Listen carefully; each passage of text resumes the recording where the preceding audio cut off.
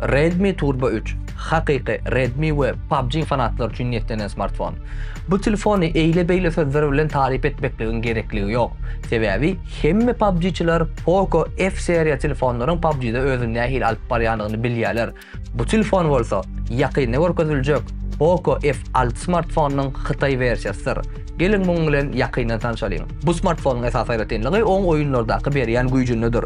$420 bahada Snapdragon 8 Gen 3 prosesory, 16 GB RAM ve 512 GB hemişilik ýa-da eýedir bu monster.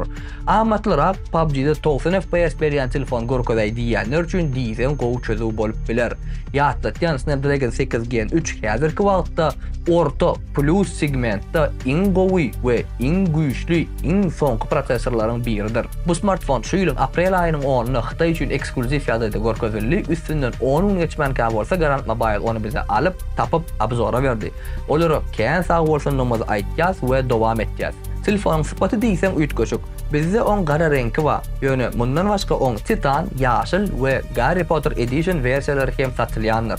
Telefonun öňü aýnadan Easy maty plastikdan tapdyl ramkalary bolsa demire gaty ýakyn gaty meňzeýän plastikdan ýasalandyr. Telefon ören inçejik we elinde diýsen gowy oturýar. Oň galynlygy bary ýogy 7.8 mm-dir. Bu telefonun ýene bir aýratynlygy oň ekrany.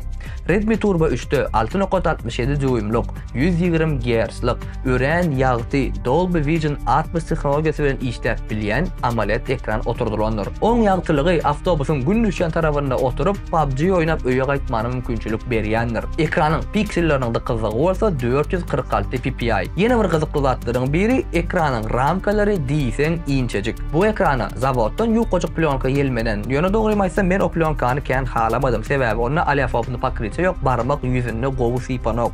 Bu telefonu alsaňyz bu plyonkany göni aýyryň we ýerine lüboy bir aýna ýa-da başga plyonka gelmedin, hemem keyp edip ulanyň. Orta segmentde hökman iki zatdan birini saýlamaly bolýar. Telefon ýara suraty gowy düşürýär we oýunlarda özüni pesrak görkezýär.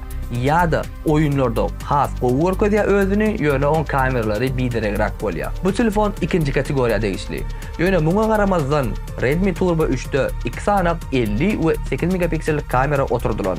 Hakykatda seretýän 8 megapiksellik ultra giň obyektivden üýtgeçik derek ýok. Ýöne 50 megapiksellik esas obyektiv imoda suratçyklar paýlaşmak üçin gowja suratlary düşürip bilýändir. Redmi Turbo 3'te 90 wattlyk çal zaryadkaly 5000 mAh batareýa oturdulandyr. Bu smartfon gurrunsiz bir gün işläp bilýändir. Blok pitanyada kabelim, çiholum telefonun korobkasından çykýar. Näme diýsegem Xitaylar Apple we Samsung ýaly kyskançlar hemme gerek sady göni korobka dykyp goýberýärler. Umuman aýdamazda bu telefon Redmi brandynyň we PUBG oýunynyň fanatlary üçin niýetlenendir. Redmi Turbo 3 HyperOS'yň Xitay versiýasynda işleýändir. Ýöne muňa garamazdan içinde Play Marketdanma, rus tilenma, umuman size gerek zatlaryň hemmesi badyr. Eger de siz bu telefonu halan bolsaňyz we onu satyn almak isleýän bolsaňyz, onu Garant Mobile dukandan alyp bilersiňiz. Olarda siz tölegleri bank ýa-da kartosy bilen hem amala aşyryp bolýandyr. Indik videolarymyzda görüşýänçek, hoş, sag bolun.